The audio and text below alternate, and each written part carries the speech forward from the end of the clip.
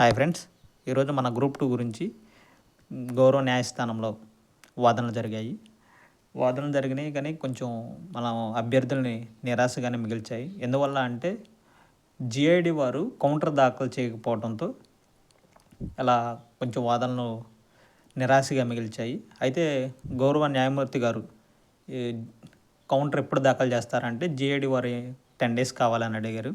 సరే, ఈ 10 days లోపు ఫైల్ చేయండి అని చెప్పారు.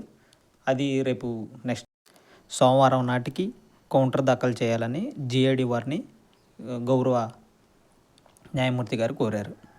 అన్ని విషయాలు వచ్చే మంగళవారం తుది జాబితా చేయాలని కోరారు. ఏపీపీఎస్సీ గ్రూప్ 2 వచ్చే గురువారం అంటే మార్చి 27 వరకు వాయిదా పడ్డాయి. జిఐడి కౌంటర్ దాఖలు చేయడానికి జడ్జి గారు 10 రోజులు సమయం ఇచ్చారనమాట.